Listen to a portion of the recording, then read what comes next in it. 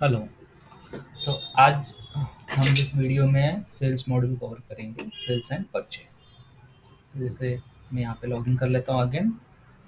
ये मैंने सिस्टम में लॉगिन कर लिया।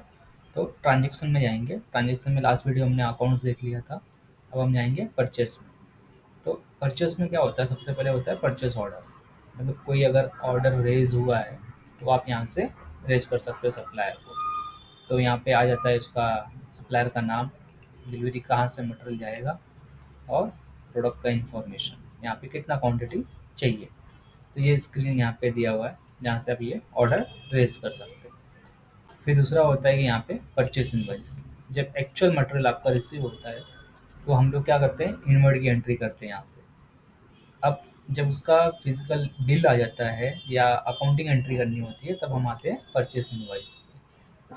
तो परचेस इनवॉइस से क्या होता है, ओनली अकाउंट अफेक्ट होता है। इन्वेंट्री जो है वो अपना इनवर्ड से अफेक्ट होता है, जो लास्ट टाइम हमने देखा था। तो यहाँ पे हमने क्या किया कि यहाँ पे जीएसटी नंबर का ऑप्शन दिया है, जीएसटी नंबर टाइप करो। जहाँ पे जीएसटी नंबर नहीं होता है वहाँ से हमने ऑप्शन दिया कि कस्टमर का नाम डाल सकते हैं। तो यहाँ पे से ये इन्फॉर्मेशन डाल दिया, नाम डाल दिया, सप्लायर का इनवॉइस नंबर अगर डालना है रेफरेंस में तो वो डाल दो, डेट डाल दो। फिर यहाँ पे आता है upload photo copy of bill. तो यहाँ से ये फ़ायदा होता है कि आपको कभी भी उसका कॉपी इनवॉइस का अटैच चेक करना है तो आप डायरेक्टली देख सकते हो। तो वो एक ऑप्शन यहाँ पे अवेलेबल है। फिर नीचे होता है कि आपका प्रोडक्ट इन्फॉर्मेशन, कौन सा प्रोडक्ट आपने खरीदा है, कितना क्वांटिटी खरीदा है, क्या रेट है। ये सारा डिटेल, बेसिक डिटेल यहाँ पे आ जाता है। जैसे मैं आपको यहाँ पे एक एग्जांपल दिखा देता हूँ। मैंने यहाँ पे एक प्रोडक्ट का नाम डाल दिया, कितना क्वांटिटी आया तो यहाँ पे आया 10, क्या रेट से आया सपोज 5000।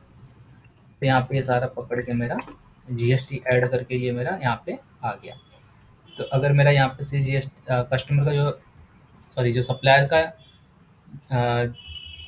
एड्रेस है कि वो कौन से है, सेम स्टेट है तो अपने आप C G S T S G S T लग जाता है, नहीं तो आई जी एस टी अपने आप सिस्टम इसको ले लेता है। यहाँ पे मैंने ऐड किया ये। फिर अगर कुछ उस पर अलग से एक्सपेंस लगा है, जैसे फ्रेट है या कुछ है, तो आप यहाँ पे अलग से उसको भी ऐड कर सकते हैं, वो भी ऑप्शन दिया है। तो ये सारा डिटेल आ गया, टोटल हो गया। ये होने के बाद में इसको हम सेव करेंगे तो ये ऑटोमेटिकली यहाँ पे मेरा ये डेटा सेव हो गया। तो यहाँ पे ये आ गया। तो यहाँ पे प्रोडक्ट मैंने खरीदा, उसका डिटेल आ गया, बारकोड, यहाँ पे उसका नाम, कितना है उसका वैल्यू। अब यहाँ पे ऑप्शन क्या होता है, ये जो एंट्री हुई है ये किस इनवर्ड के सामने हुआ है, मतलब इसका माल जो रिसीव हुआ था उसका हम लोग यहाँ पे लिंकिंग करते हैं। तो यहाँ पे इनवर्ड नंबर का लिंकिंग होता है, तो उसके नाम पे जो भी आपका इनवर्ड नंबर होगा यहाँ पे वो लिंक हो जाएगा। अगर इनवर्ड नंबर लिंक नहीं है तो क्या होगा, सिस्टम ये बताएगा, यहाँ पे रिपोर्ट दिया हुआ है कि ऐसे कितने परचेस हैं जिसका इनवर्ड के साथ में मैच नहीं हुआ। तो इससे क्या होता है ना कि आपका रिकनसाइल होता होता है डेटा, कि अभी तक इसका अपना बिल नहीं आया या ये बिल आ गया लेकिन माल नहीं रिसीव हुआ है फैक्ट्री में। तो इससे फ़ायदा ये होता है ना, कभी कभी आपको हेड ऑफिस में बिल आ गया लेकिन उसका माल ही नहीं आपको रिसीव हुआ है वेयर हाउस में, तो आपने पेमेंट भी कर दिया। तो इससे ये होता है कि पहले हम उसको लोग रिकनसाइल करते हैं कि इनवर्ड कौन सा नंबर का आया है। अगर इनवर्ड मैच हुआ तो ही उसका पेमेंट करते हैं, नहीं तो उसको होल्ड पे रखते हैं। तो यहाँ से ये अकाउंटिंग एंट्री की बुकिंग होती है। अच्छा, इसमें और एक ऑप्शन होता है, अगर यहाँ पे अपना टी डी एस अप्लीकेबल होता है तो ऑटोमेटिक एक जे वी एंट्री सिस्टम में गिर जाती है। वो एंट्री अपने आप यहाँ पे जेबी के अंदर विजिबल हो जाती है और यहाँ पे ऐसे रिमार्क लिख के आ जाता है, जैसे T D S entry done against purchase invoice number this. यहाँ पे ये डायरेक्टली आ गई है। तो ये एंट्री जो है ना, ये उनको पास नहीं करना पड़ता। अगर उस पर टी डी एस अप्लीकेबल है तो कौन सा टी डी एस अप्लीकेबल है वो वहाँ पे मार्क करना पड़ता है। जैसे ट्रांसपोर्ट है, ट्रांसपोर्ट का जब भी कोई बिल आएगा तो ऑटोमेटिक ट्रांसपोर्ट के बिल आने के बाद में यहाँ पे टी डी एस एंट्री गिर जाती है। तो ये एक सिस्टम में फीचर डाला हुआ है जिससे ये फ़ायदा होता है कि उनको मैनुअल एंट्री पास करने की ज़रूरत नहीं पड़ती है। तो वो जो है इसके अंदर फीचर है परचेस के अंदर। फिर आता है परचेस रिटर्न। तो अभी परचेस रिटर्न दो टाइप का होता है, एक तो होता है विदाउट जीएसटी और एक होता है विथ जीएसटी। तो अब जैसे ये परचेस रिटर्न है, यहाँ पे आपका सारा डिटेल आ जाता है, कौन से इनवाइस के सामने ये रिटर्न आया है उसका रेफरेंस यहाँ पे नीचे आ जाता है। तो यहाँ पे क्या होता है कि कभी भी 6 महीना 7 महीना जूना रिटर्न होता है, 3 महीना। तो यहाँ पे डेटा हम लेके नहीं आते, जो भी मटेरियल रिटर्न है, जो भी डेबिट नोट है, उसका डायरेक्टली यहाँ पे एंट्री होती है। लिस्ट में यहाँ पे आ जाता है इन्फॉर्मेशन। सेम होता है यहाँ पे परचेस रिटर्न विदाउट जीएसटी। यहाँ पे मतलब क्या होता है, कुछ मटेरियल ऐसे रिटर्न आते हैं जिसमें जीएसटी रिफंड नहीं होता, तो उस केस में क्या होता है, यहाँ पे वो लोग एंट्री करते हैं। यहाँ पे टैक्स का इंफॉर्मेशन अवेलेबल नहीं है। बाकी फॉर्म जो है दोनों सेम ही है, सिर्फ इसमें टैक्स है, उसमें टैक्स नहीं है। जैसे यहाँ पे ये कॉलम में टैक्स का इंफॉर्मेशन है। तो ये हो गया परचेस मॉडल। अब आते हैं सेल्स ऑर्डर में। तो यहाँ पे ना 3 टाइप का सेल्स ऑर्डर है। तो एक्चुअली ये जो डीलर ऑर्डर बुकिंग और सीसीडी ऑर्डर बुकिंग होता है, ये कस्टमर खुद लॉगिन करके ऑर्डर बुक कर लेता है, उसके लिए है। काउंटर सेल्स ऑर्डर मतलब जो वॉकिंग कस्टमर आते हैं उनके ऑर्डर के लिए। तो जैसे एग्जीबिशन है या कुछ है, तो वहाँ पे अगर ऑर्डर कैप्चर करना है तो लैपटॉप लेकर जाओ, डायरेक्टली ऑर्डर कैप्चर हो जाता है। कस्टमर का इन्फॉर्मेशन डालो, कस्टमर अगर नया है तो यहाँ से क्लिक करके कस्टमर को ऐड भी कर सकते हैं। तो ये इन्फॉर्मेशन यहाँ पे फिल होता है। ये इन्फॉर्मेशन आपने भर दिया, सेव किया, तो यहाँ पे आपका ऑर्डर आ जाता है कि किस पार्टी का ऑर्डर आया है, ऑर्डर नंबर, डेट, कब डिलीवरी करना है, वो इन्फॉर्मेशन डाल सकते हैं।